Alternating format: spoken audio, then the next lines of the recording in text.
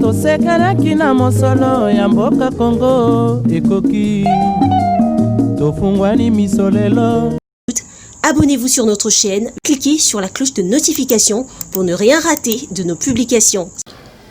Merci pour la fidélité et confiance au bozo pesa na biso na Masika TV kaka ndenge tolobaki tokosala kaka musala au bozo senga biso obengaki bolobi tozo yamba kaka FCC tozo yamba kaka bato cash tozo yamba kaka bato lamuka mais totiki église lelo naza na plaisir ya ko présenter mission na pokwa lelo avec un homme de Dieu oyo toza na respect belé ya ngolu na yo azanango.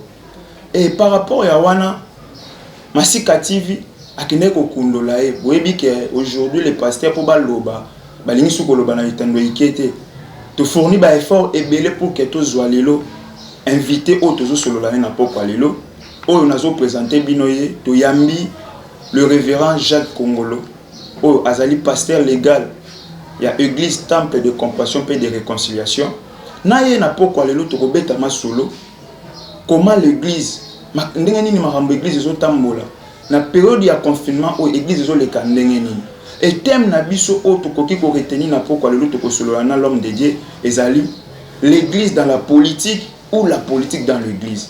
C'est ça le thème o na pokwa lelo biso na bino tokoyoka makanisi ya mosali na nzambe oyo akoloba pa na biso pour que chacun de nous a comprendre ndenge eloko moko comment politique à mboka na biso kende comment l'église ezo marcher. Est-ce que la politique peut marcher nzela moko na église ou l'église ekoki peut marcher nzela moko na politique. Voilà ya mweza otokosola na pokwa. Bonjour papa. Bonjour messieurs les journalistes. Merci beaucoup papa pour la disponibilité na yo pour nous recevoir en tout cas tenu ko makasi grâce ya berger ya église le berger yani kinda permettre biso pour que to solo na pokwa lelo. Batu bazolanda yo pasteur soki okoki ko se présenter pendant 1 minute ba ko retenir pour na yo pasteur Jacques. Merci beaucoup ngana zali pasteur Jacques Kongolo ya église temple de compassion et de réconciliation na comité na commune Ngaliema. C'est ce que je peux dire pour moi, c'est ça. Merci beaucoup pasteur, mais tu as bien un apôtre majeur, les jeunes apôtres et pas fidèles automatiques ko solona ba moi vanto yamba yo. Et ça a dû ani ba ben ko bongo. Et puis to ki ba msusu pe bazo ben yo l'homme de compassion. Tu ni to ye ba par là ba kombonyo sotona ba bakisaka. Et ça kaka ngolo za nango bien et ça eloko yo kaka ba ben po ba sepelisa yo. Te eza penda ngolo nzambe parce que ngana za mwana apôtre père spirituel nanga za apôtre. Donc apôtre na ko botaka apôtre. Jamais ko na nguba obuka masangu. C'est-à-dire babenga nga pona ko sepesa nga te mais pona ngolo nzambe oyo nzamba pesanga muso babenga mikolo les prophètes majeurs. C'est-à-dire ngolo ka nzamba zo bakisa yango wana bana baza ko sepela babenga bungu pour ba valoriser ngolo oyo nga tala bona sana. Merci beaucoup papa. Batu babenga kibiso na poto partout na Angleterre, na Belgique, na Australie, na États-Unis. Balobi na biso tozo yamba trop ba politicien mais baza na besoin pe ba mona bino ba pasteur bu pesa makanisi na bino par rapport ya vie ya mboka ningezo kende. Moment auto sa mission eza oyo mboka na biso RDC azo sepela indépendance na ya 60 ans. Pasteur, par rapport ya évangile na 60 ans autokoki ko lobaka vous dans l'église bo avancer ou bien régression moko eza na niveau na bino. Merci beaucoup pour la mutuna otuni papa. Na pesina le matin de mingi na mboka na biso pour na 60e anniversaire au dozo fêter le 30 juin. Mais na kolobaki na makambu ya kibonzambe dozo progresser parce que maloba nzambe ezaka statique te. Maloba nzambe ezaka évolutif de ce que etambolaka et avançaka ekendaka. Parce que na chaque époque, na chaque période ils ont makambo eza kotambola mambo ko avancer. Soki tobi tozonga ne Yesu à une époque oyo akokate parce que yabi makambo ezo lekate na époque oyo. Mais biso nde batu nzambe aponi na génération oyo pour na to représenter ki bonzambe ya nzambe na kati ya mboka na biso. Yango na vraiment na sepeli na 60e anniversaire na biso ya mboka donc nzambe na biso apambola Congo démocratique pour nous. Merci beaucoup pasteur Nzambe apambola mboka na biso Congo eza souhait na biso nous surtout lokola toza ba congolais.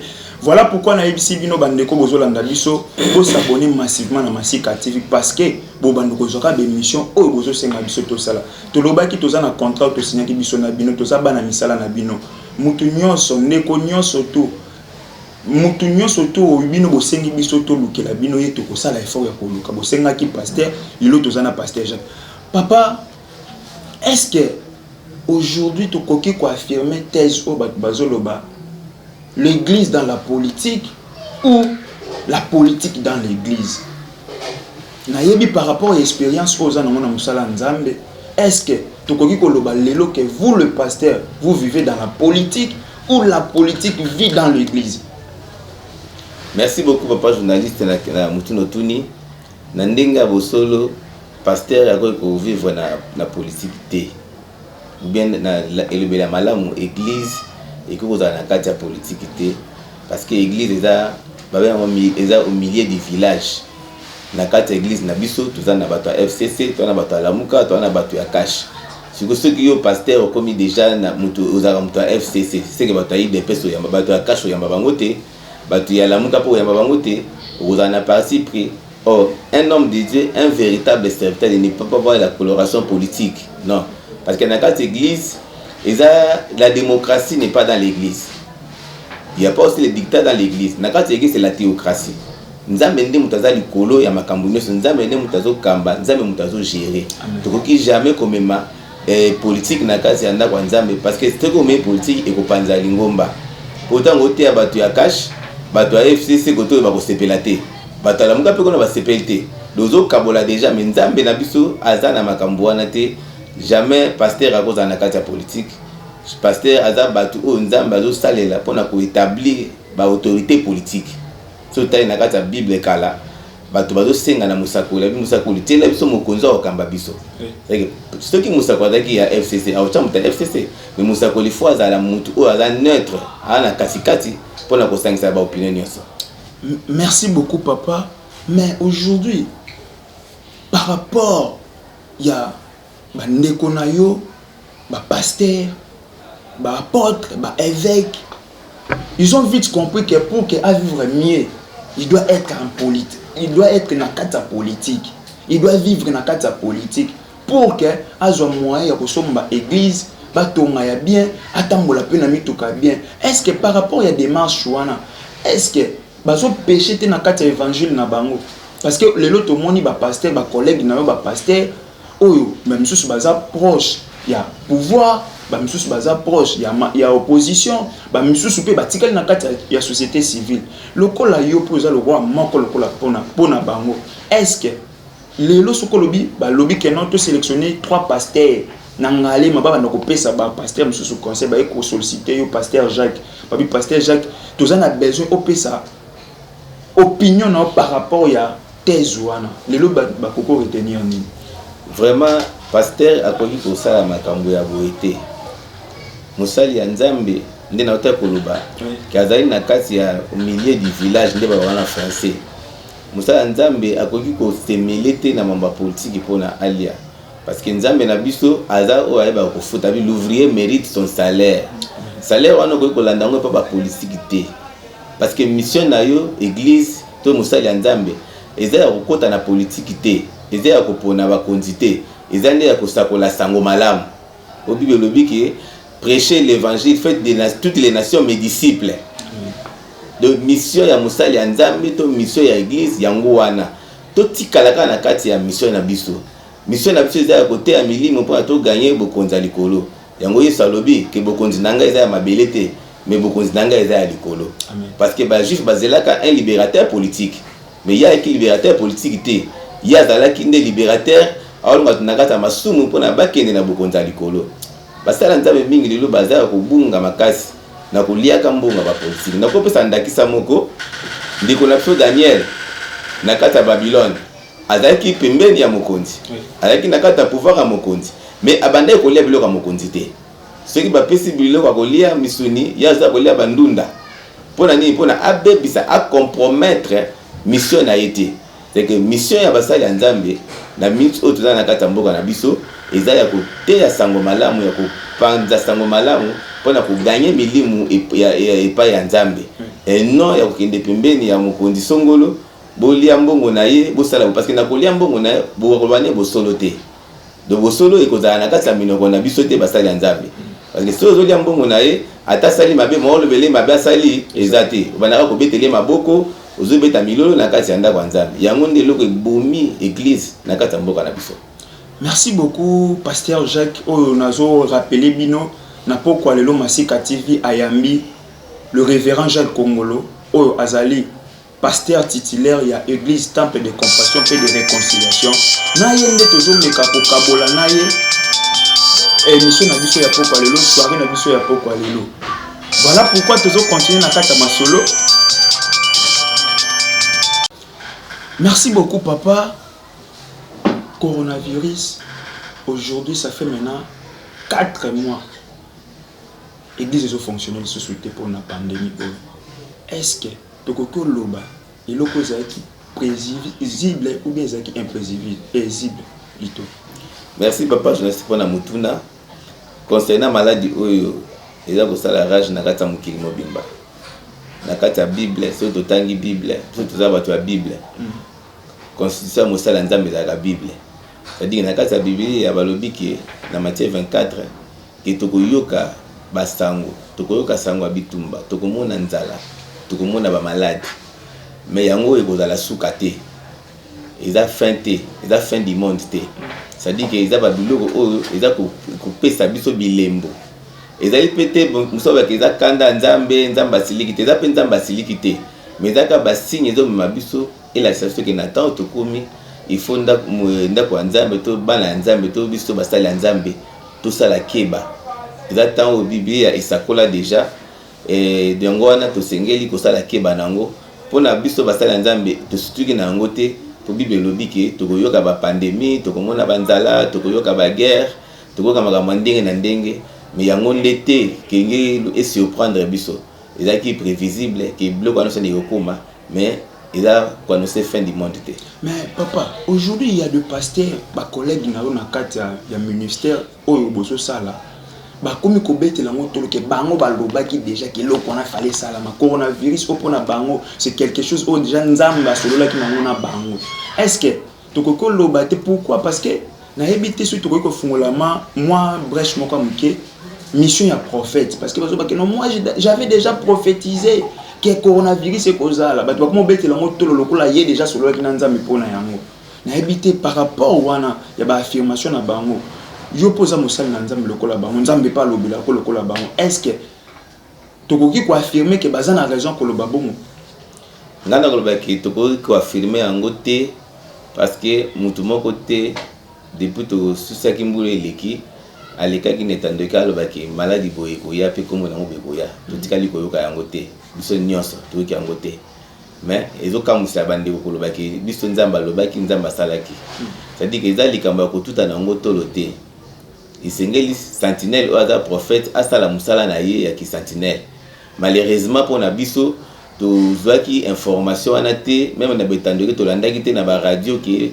prophète songolo abimi alobi ke maladie boye kozala te kosala boye azali pete pe mutu moko te aza kopesa précision ya makambo nyonso wana bolimbisanga vraiment nga lokwa mosala nzambe na konezo confirmer vraiment ba prophète ki baza ko ba makambo ya so donc mutu te apesi biso sango moko oyo kosala ki e préparer biso to yeba ki eza boye boye te bakoki kobeta nango tolo te mais na kati ya Bible oyo ezali lisakoli par excellence toyoka déjà ki ba biloko wana esengeli koya ba pandémie koya banzale koya Bible c'est le bango déjà Bible c'est tatola da makambo bandakala ezaka maloba nzambe ezokokisama na kati ya bongo na biso tosengeli tosaka nzambe lokumpo na yango esengeli topesaka nzambe lokumu pasteur tomona ka chaque fois tango organizaka ba campagne évangélique na bino omona soki mutu azobela azana problème makolo boya na ye azobela estomac azobela nini mais jusqu'à présent on n'a pas vu que le pasteur pendant temps au balba mutu azana coronavirus boyela ngai na bikisa ye est-ce que tokoko loba guérison na niveau ya église ezalaka mpona bamaladi moko boye quelconque oyo déjà eza déjà bien établi ou bien coronavirus mpe un pasteur pas koki obikisa moto na coronavirus? Merci pour la question otuni. Nzambo tozosambela mpe tozosalela abikisaka bokono nyonso, abikisaka maladi nyonso. Bible lobiki azwi kombo eza likolo ya bakombo nyonso. Okay. Même maladie eza kombo, sida eza kombo, coronavirus eza kombo. Liboso ya Yesu Masiya nyonso esengesa nini efukama. Donc pour na kana nga naza na kasi ya kobanga te parce que nzambo tozosambela abikisaka maladi nyonso. Donc même coronavirus pe ekobika surtout sangi pa nzambe akobikisa biso yango. Yango wana toza kosenga bandeko baza kosenga te peut-être bazobanga kobanga kosenga baya kosambela pona bandeko wana mais ezaka maladi tant ça va banga contamination non. Et que ce que vous avez pena motinda mi nzambe okende kosala musala ya nzambe et puis nzambe ko protéger nzambe ko batela yo puis maladi wana ekosila ndenge ba maladi aussi. Mais tomoni na riposte ya coronavirus, tomoni conseil technique ya riposte ya coronavirus associé kaka ba chercheurs sur le plan scientifique, mais ba bosani que non, vous aussi vous êtes des chercheurs sur le plan spirituel. Ba koka pe ko associer pe église pour que ba kotaka balati pe loko aka bomba zolata wana balati ba biloko ekoki ko empêcher que bazala affecter na maladie wana mais ba bondela pona ba maladie. Est-ce que lelo bokoki pe ko sengate na mukonza mboka ou bien na ndeko muyembe associé pe bino parce que ameki ko associer mo ba secteur rebelle mais sauf que sur le plan ya spiritualité a kokite ko bengisa bino pour que bino pe ba pasteur bo participer pe parce que moi je sais par rapport à la grâce au bozanango lelo soki ba bina muta coronavirus o pe mutazana foi ya kobika koki kobika pe na prière pe amelekisité. Est-ce que parler ça que nous ba bosani binoté sur le plan ya loko wana vraiment ba bosani makasi parce que mosali ya nzambe yazala kwa lisu ya nzambe aza représentant ya nzambe na eloko nyonso kokoma na kati ya mokili il faut ko associer ba serviteur de Dieu. Yango 2 Chroniques chapitre 20 verset 20 lobi ayebokangama na nzambe bokokembisama mais lobiko na bino eza na kati ya maboko ya basali ya nzambe. Amen. C'est-à-dire que sengeli équipe ya riposte ba reconnaître ba grâce o nzambe a déposer na kati ya bato parce que toi na temps o nzambe aza na limite te, nzambe na biso aza na suka te. C'est que soto bengisi aroya pe ya kosala musala na kati wana ezaka considération ya bato bazo considérer ba basali ya nzambe te mais ba ke pona o réussir na kati ya vie na yo pona bo réussir na riposte bo réussir na guérison ya bato esengeli ko associer basali ya nzambe na kati ya makambo nyonso to wana. Mais lokola tutie bango pembeni totalika ba chercher bato mayele mais to boyi kotala ba données spirituelles parce que derrière chaque maladie il y a un esprit. Nasima bokono nyonso nasima promesse esprit moko ezalaka wana. Il faut commencer par chasser l'esprit et alors vous allez atteindre la guérison. Ndi yango wana moni et ça la passe mingi passe makasi que batu bazali kwa société même gouvernement na biso za kwa société basali ya nzambe ba kota ba intervenir pour na likambo wana. Ceux qui ba moni kezomi to bandeki na 15 cas les to commencer na 6000 ceux qui combien bino ba bo maîtriser ba chiffre yango. Donc ça dit les lots to comme na ba chiffre wana pour na parce que aspect moko eza négligé eza aspect ya basali ya nzambe pour faire intervenir ba serviteur même n'importe kala tout monde ceux qui likambo comme na kati ya mboka bakende ko luka musali ya nzambe pona musali nzambe apé sa solution apé sa voie à sortir na likambo wana mais lelo esika musali nzambe na kati ya mboka na biso na moni yango te papa journaliste. Merci beaucoup papa. Église est confinée. Balobi moyen bo tenir sous ba réunion ba culte au salaka pas il y a plus de 20 personnes moyen ezali sous par rapport à maladie. Est-ce que tokoko loba ils appellent ba confiner nzambe ou bien eza kaka décision mon politique bazui? Merci na CP na mutina ngo sekisi ngai nzambe ba confiner ka été et puis na koloba pe que église pesa confiné té. Il faut tout ça la différence entre église na ba assemblée locale. Église il y a bien le corps du Christ. C'est spirituel l'église. L'église n'est pas physique, l'église n'est pas charnelle. L'église ce ne sont pas nos temples que nous avons construits en marbre, mais l'église ezali nde mutema ya mutu. Yango Bible lobi que vos corps sont les temples du Saint-Esprit. C'est que temple nzamba vanda na ndako mutu atongi te. Nzamba vanda na ndako yemo ka tongi o eza banzoto na biso. Tant que la lingomba, la église, nous ne parlons pas de l'église physique, nous parlons de l'église spirituelle. L'église on va pas confiner ango ezalité yango moni ata bakangi ba tempelo na biso tozo kotate mais na kata mabota na kata bandako tozo continuer ka kosambela parce que toza église toza spirituelle toza charnel te o bakangi za ba tempelo ke to kosangana te to kutana te mais malade yango ekosila ndenge ni tant que bana nzambe tant que église assemblée locale bato ba osangana te vraiment bisika na fo ba konza mbuka batala yango malamu. Parce que tant que nous sommes dans l'assemblée, nous devons permettre pour qu'il y ait une solution, voie sortir et aux alani. Mais ceux qui sont dans l'assemblée,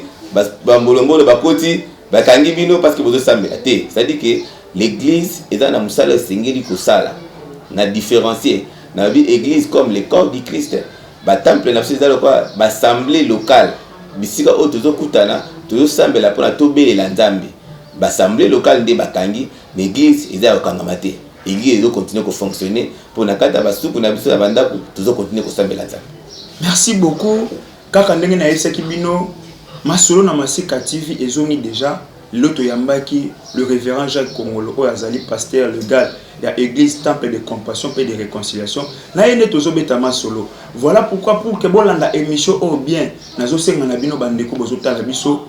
Vous s'abonner massivement à Masika TV. Au quotidien na internet, na téléphone, partout aux alliés. Au quotidien na YouTube, au betika ka Masika TV. Au comment na émission ezawana s'abonner pour que obana kozoba information na biso ernion surtout oyo lingi. Papa tubando kita moi mke na émission na biso. Avenir ya église après coronavirus. Est-ce que église vous a que église oto yebaki avant coronavirus?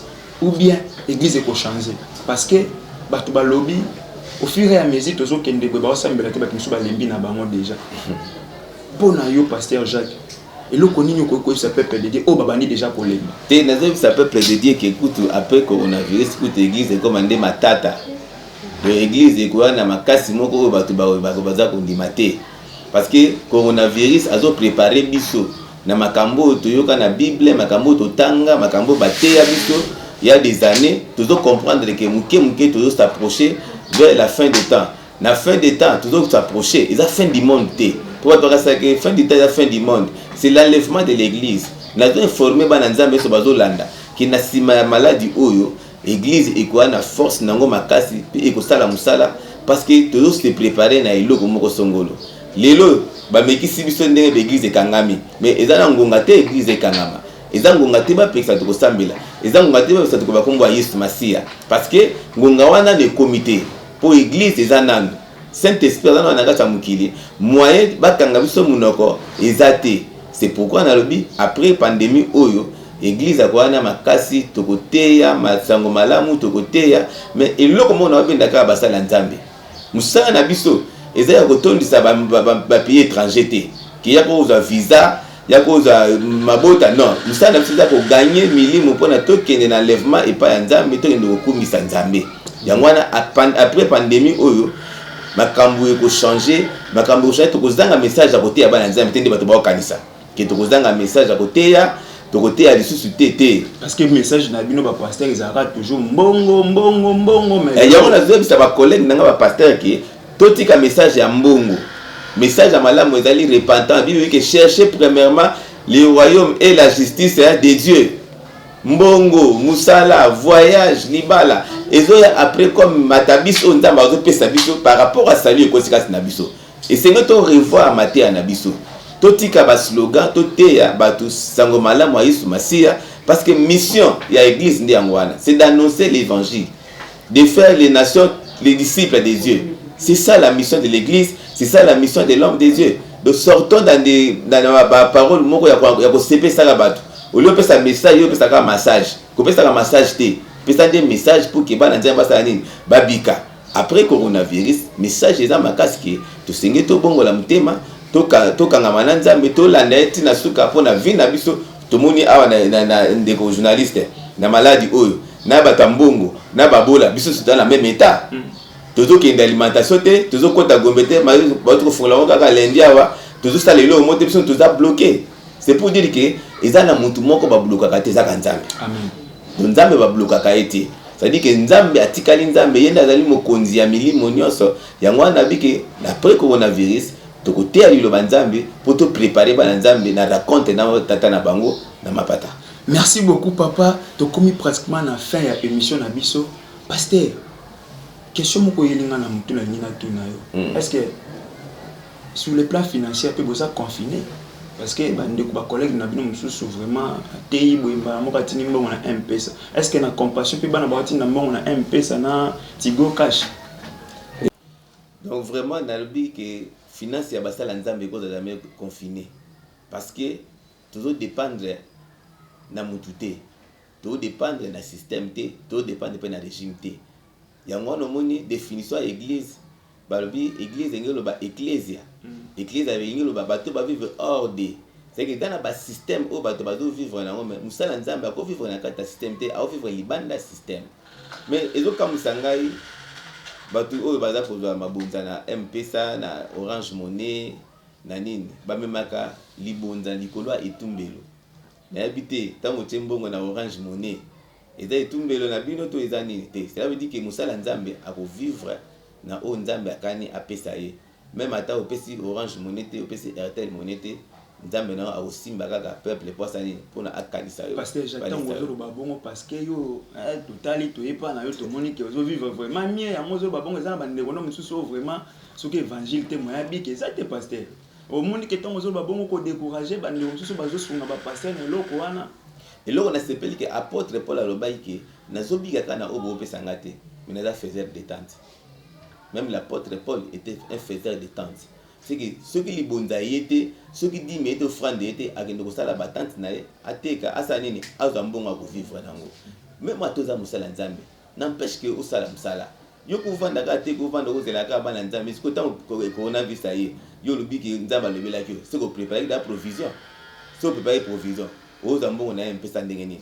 Ingelo baki musala nzambe tozonga na kati ya makolo nzambe. Yango moni ba pasteur ba collègue na msu ba boka mina na politique parce que na politique kuna mbongo ba lokota ngwa ko lokota sifi kaka à la finite déjà to landi na kati ya compassion to moni que pasteur ko komi da ko nager na plus des choses que na ba 350 500 membres déjà tant na politique ba ko mona déjà que ancrage wana zo créer na kati ya communauté na yo c'est facile ba récupérer pour so pe mbongo facile kuna na seki makasi parce que musala nzambe akokende na politique te, musala nzambe akokoluka homme politique te, musala nzambe faut vendre na tente na ye muta politique aya koluka ye a consulter par rapport à problème na ye yango moni ba difficulté makasi za na kati ya ba serviteur de Dieu pona ni tango yo lomo na ndako na yo okoluka autorité politique songolo ako respecter ondeni yango moni na kipa riposte ba bengi ba pasteur te pona ni parce que ba pasteur tokenda ka facilement koluka bango.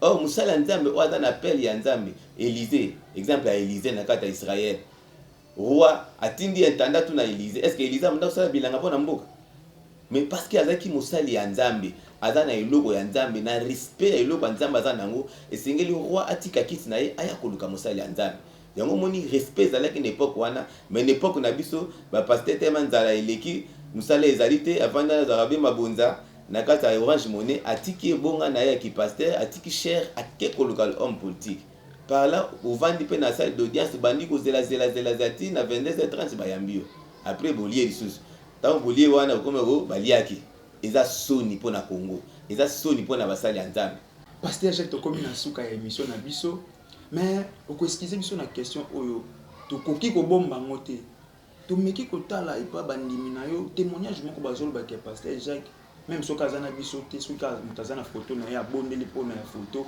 mutamoni miracle. Est-ce que pasteur Tokolo, il y a quelque chose de ça derrière photo na yo?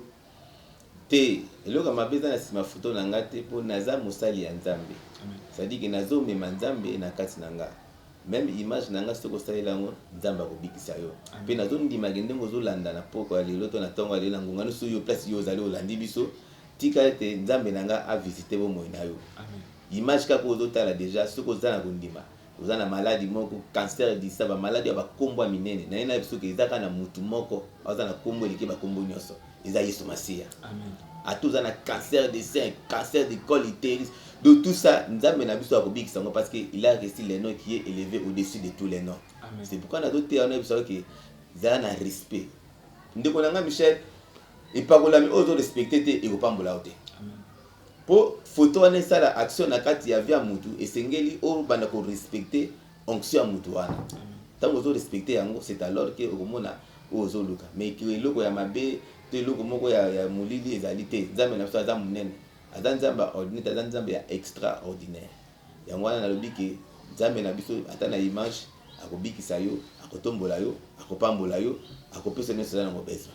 Merci beaucoup Pasteur Jacques pour la disponibilité na yo. Merci. Je pense que eza l'émission ya liboso te na yebi ke bato ba ko réagir bandeko ba olanda biso na sengi na bino bokoma ba message na ba numéro bomoni wana à chaque fois soki bozana besoin to ya ma Pasteur Jacques je pense que akopesa biso place pour que to solo la nae pour que apombola libota na nzambe na pesi merci na bandeko no surtout o bazuni bako ya kolanda biso na poko alelo na pesi merci na Madame Clevenot Nina Oyo azali partenaire officiel ya Masika TV na pesi Florence Muzinga en États-Unis na pesi ombote osenga ki Pasteur Jacques yeyo lobaki lukela nga Pasteur Jacques na eko lukaye malgré ça qui facilité pour que tous en salle na nzambe fallait tous la férié moko ya pour que tous ouais mettre juillet. Merci beaucoup na Mama Coco Masika na pesi merci na bande konyo surtout Oyo ba aider biso pour que émission Oyo salema beaucoup excuser ngai soki ezalaki ba collaborateur direct ya Pasteur Jacques tokoka ko za bangote to pesi merci na berger Yannick Mbasu Oyo a permettre biso pour que tous aba contact na Pasteur to pesi merci na maman Lady Muzinga Oyo a permettre biso pour émission esa mapa na ye et puis to pesi na bana surtout ya Pasteur Mbote to moni wana Serge Jali to pesi Mbote Serge Merdi Kongolo to pesi Mbote frère Winner to pesi pe Mbote parce que baza o bazo assister biso na kati ya émission o to sel na poko alelo Pasteur to komi na suka. Est-ce que biso pe na Masika TV to kokoza bénédiction na poko alelo et bato pe bazo landa biso parce que na yebi bato ba landa biso na Londres na Belgique bazana ba problème ebele ya santé soko ko déclarer loko moko pona bango pour que nzambe na yo o biso pe toujours respecter ngolu wana pour que ekomela pe bango. Tokutanga na livre 1 Samuel chapitre 9 tokutanga ba verset ya liboso na mibale. Il y avait un homme de Benjamin nommé Kis, fils d'Abiel, fils de Tsoror, fils de Bekora, fils d'Afia, fils de Benjamin. C'était un homme fort et vaillant. Il avait un fils du nom de Saoul, jeune et beau, plus beau qu'aucun des enfants d'Israël et les dépassant tous de la tête. Les ânesses de Kis, père de Saoul, s'égarèrent et Kis dit à Saul, son fils, « Prends avec toi l'un des serviteurs, lève-toi, va et cherche les ânesses. » Il passa par la montagne d'Éphraïm et traversa les pays de Chalcha sans les retrouver. Ils passèrent par les pays de Chalim. Elles n'y étaient pas. Ils parcoururent les pays de Benjamin et ils ne les trouvèrent pas. Ils étaient arrivés dans les pays de Touf lorsque Saul dit à son serviteur qui l'accompagnait, « Viens, retournons, de peur que mon père, oubliant les ânesses, ne soit en peine de nous. » Le serviteur lui dit, « Voici, il y a dans cette ville un homme de Dieu, et c'est un homme considéré. Tout ce qu'il dit ne manque pas d'arriver. Allons-y donc, peut-être nous fera-t-il connaître les chemins que nous devons prendre. » Amen. Ça dit, dans le livre 1 Samuel chapitre 9, verset 6e verset, la ligne na bisandeko moko oyo abungisi eloko moko na kati ya vinae. Na ina exote ndeko moko abungisi santé na ye.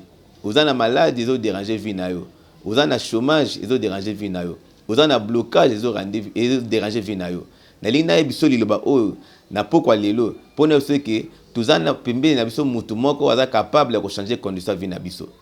Papa oyo azaki na bibwele na ye na kati ya lupango. Ndenge toti kotanga awa.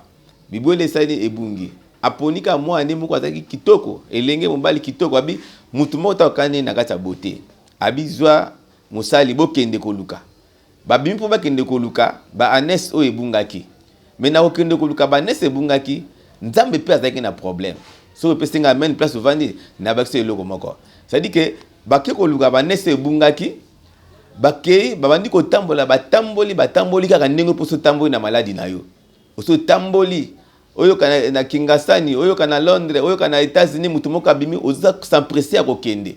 Mais na biso ke eloko zoluka ezaka na sima mukongo na yo. Eloko zoluka eza na sima ndako na yo. Tangu Saul abimi na serviteur ne bakende koluka, wana akoma ki mokonzi te. Nzoka na kata Israël, il y avait un problème.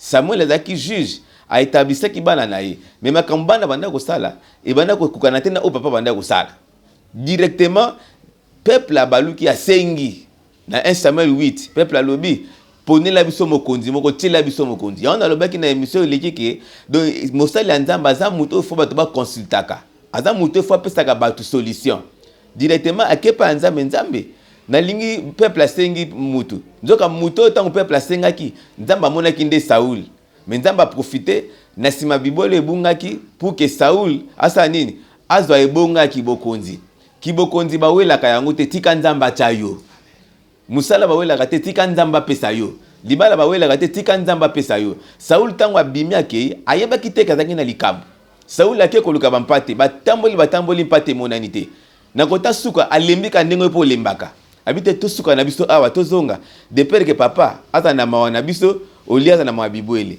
musala biseke te tokozonga ndenge wana te te na sepelo na poka lelo parce que okozonga ndenge wana te na yebike na poka lelo ndenge ozolandanga awa nzambe na biso akotiko pe ndenge wana te il faut dans na bateau bayebi ko collaborer na yo serviteur o aleki un bon collaborateur abi non maître tozonga te na kata mboka oyo musakoli azali est-ce que vous avez respect basala nzambe il faut que vous avez respect à serviteur de Dieu directement OK to kende okuta naye na ko kende okuta naye ba retrouver na bibwele et puis na suka nango nzambe apese pouvoir tika na pokwa lelo nzambe apambola yo nzambe apesa yo loko zoluka eloko luki panda tamula yo ozozwa te tika nzambe na nga pesa yo kaka ndingo zolanda nga bunabika peso déjà pe na koyoka témoignage benga sana ba numéro za na sur écran ngai naza pasteur ya église temple de compassion et de réconciliation na ville province de Kinshasa na Congo démocratique donc vraiment to église za na avenue Tumba numéro 9 na quartier Musei na Mbinza ozone nde place église ezali vraiment na ko inviter ndiko nyonso kolanda likambo oyo soko za na tango leke pa na biso vraiment les cas pe na pesi numéro na nga de contact 085 090 9008 tika nzamba pambola masika télévision apambola mama na biso ni na place azali apambola mama na biso Florence mama Coco puis apambola réalisateur na biso basali ke bomo na biso vraiment chaîne oyo ekende musika nzamba pambola bino.